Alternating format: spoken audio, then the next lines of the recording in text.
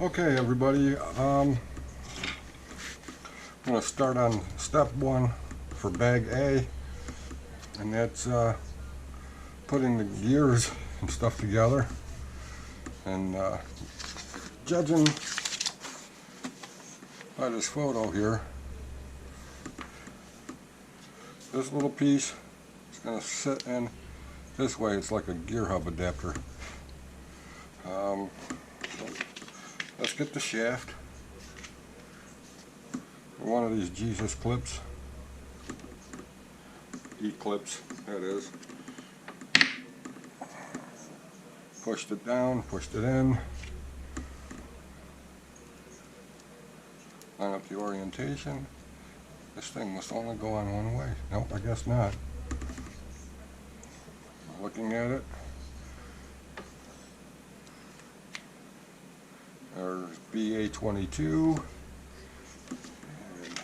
and another BA11.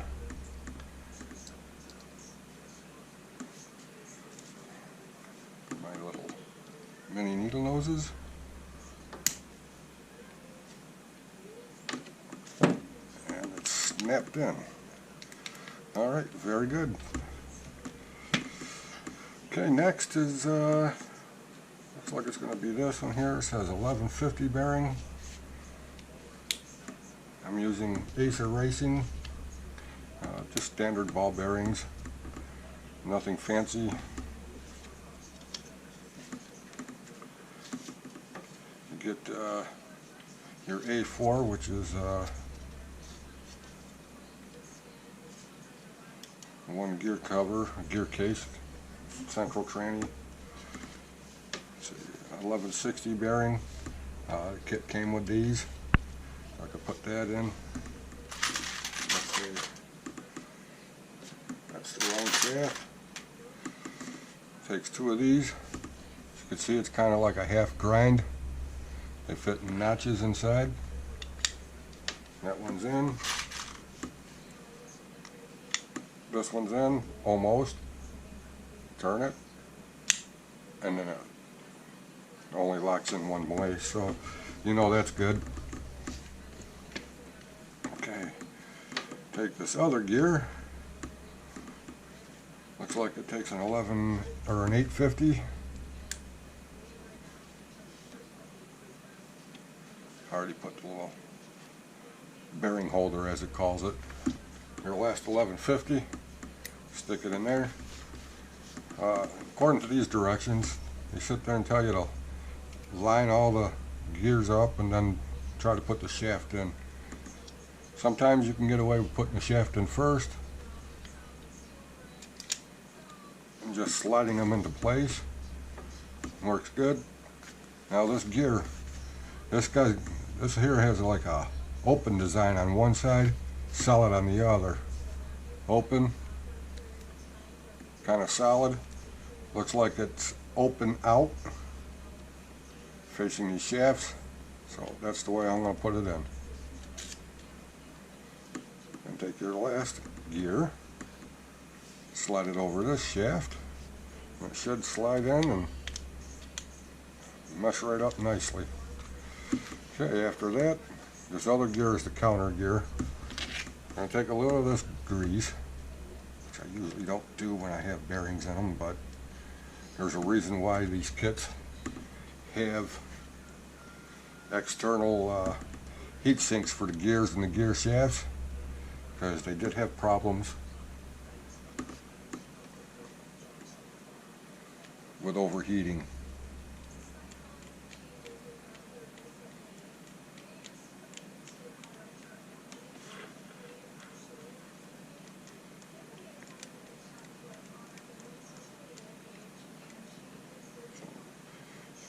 Dab of grease on there.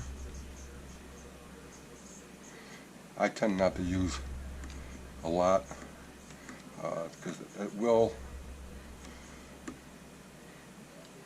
circulate and mesh fully.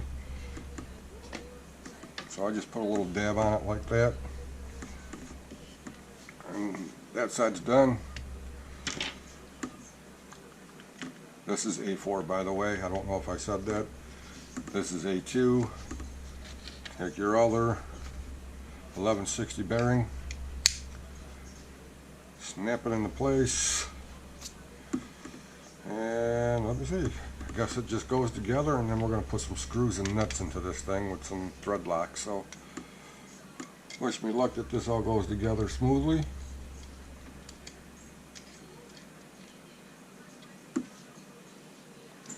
Bobby done put the wrong bearing in the wrong spot, didn't he? Yes, he did. I needed this one. Not that one. That one's for something else. And then lo and behold, look at that. It fits right when you use the right parts. Alright. So, now what am I going to need? I'm going to need 2 of these 3x32 silver, looks like a third of the way threaded, and 3 of these black 3x20s. 1, 2, 3. And if you're wondering what all that rattling is, I keep bowls and lids and stuff from like Taco Bell, KFC and stuff like that when we have it. That's actually from a Chinese restaurant. So. Alright, so that's that. The 1160's in. All the ball bearings are in. That's got to be for this one. Sadly. Because I'm pretty sure I had all the bearings in those, right?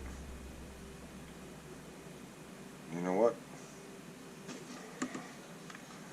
I'm going to look again because now I don't trust it.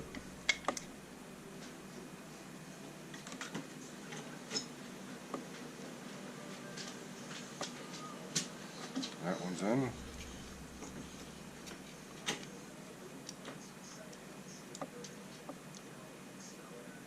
That one's in. Yeah, they're all in.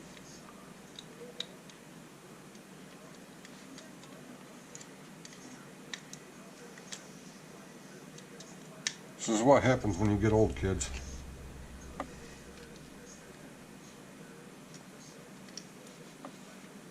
You can't remember anything. What did I have for dinner? You ate a half an hour ago, but I can't remember. Okay. So all the bearings are in there. So that's good news. Flip this up and put it on the right way.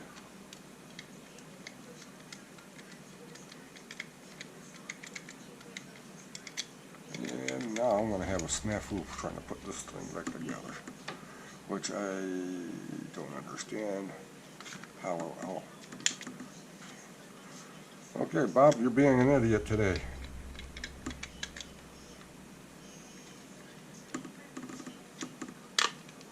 There we go. Okay. Alright, now that I got that straightened out and got my head clear, looks like I'm going to need 5 nuts. 1, 2, 3, and I can count. 4, 5.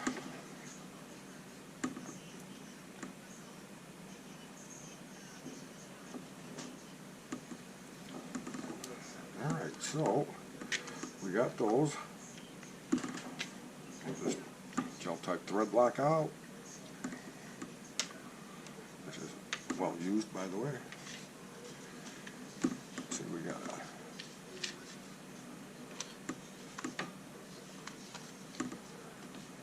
goes up this way. Got a nut up here. Easier said than done sometimes.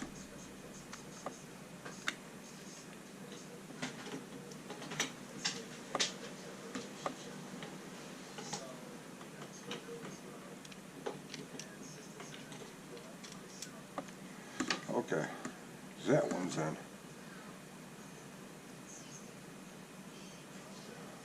That's a little thread lock on here. And I'm going to start the screw.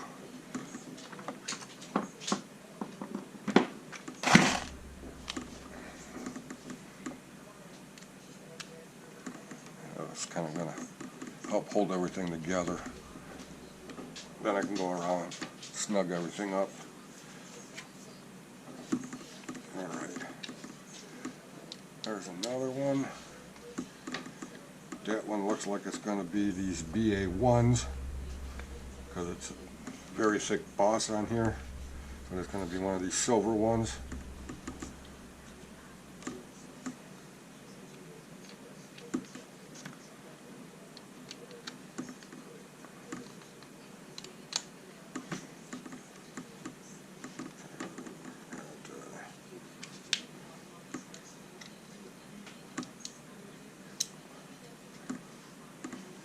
Here, that's going to be one of these, which is the BA2 is a 3x20 millimeter. Sits inside that little hole there.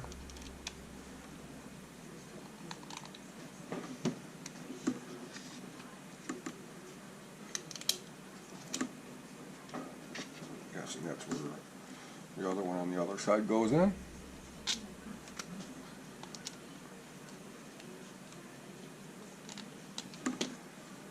And then last but not least, it's going to be the last 3x32 1/3 threaded rod, or bolt, excuse me, silver one.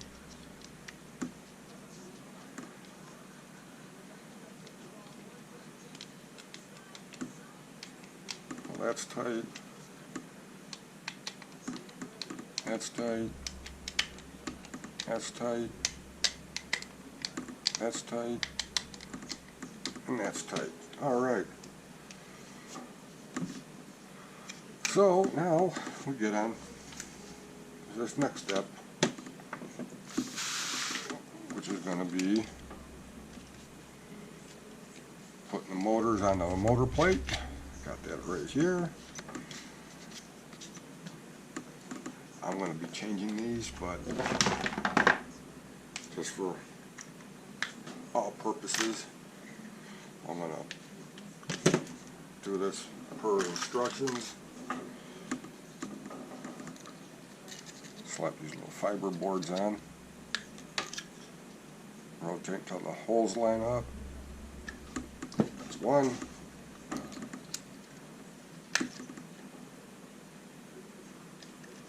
That's two. Need this little threaded shaft here, which is BA18. Just got threads on both sides. Note direction of the gearbox, or the motor plate, excuse me. The countersunk on this side, so that's where the screw's got to go into. And that screw is going to be a BA5, which is a 3x12 countersunk. It's going to look similar to this black one right here. If I can get it to line up. So that's that, and it looks like it says to apply thread lock on that as well. So we'll put some thread lock on there. Line it up into the hole. I'll start this with my fingers. It only goes on, it can go on either way, so it's threaded at both ends. So that's in there. That's tight. And it looks like we've got four, the BA4s, which is the 3x6s. Very short motor screws for a big ass truck. Okay, those are those, and it looks like we need two 3mm washers. There's one.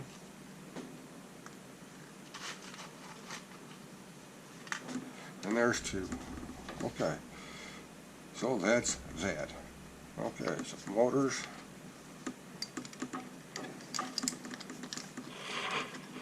We'll go on like this. No thread lock needed on these.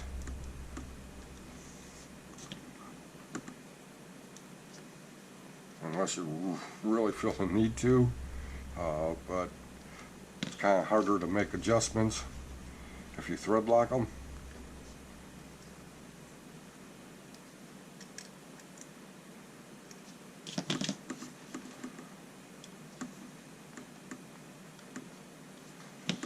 Just slightly snug them up, that way you can move them to adjust the gear mesh if need be.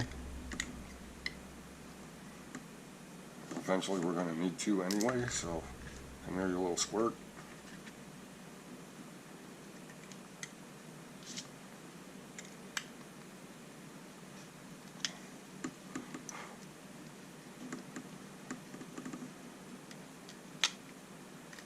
I can't believe how heavy this is already. Well, it's two motors, you know. It's not light.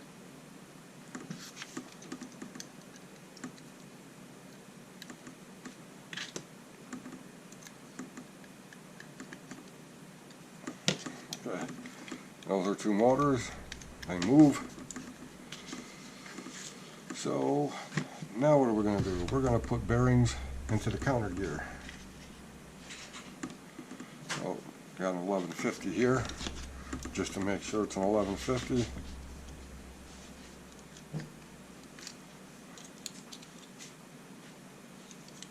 And it is.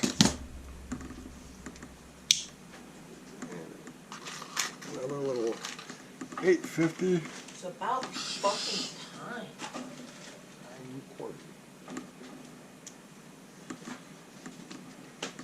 Alright. Okay, this is a bit different.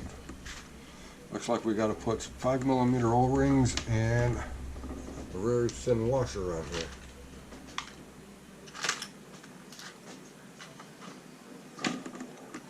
So I've never seen this done before, but is what it is.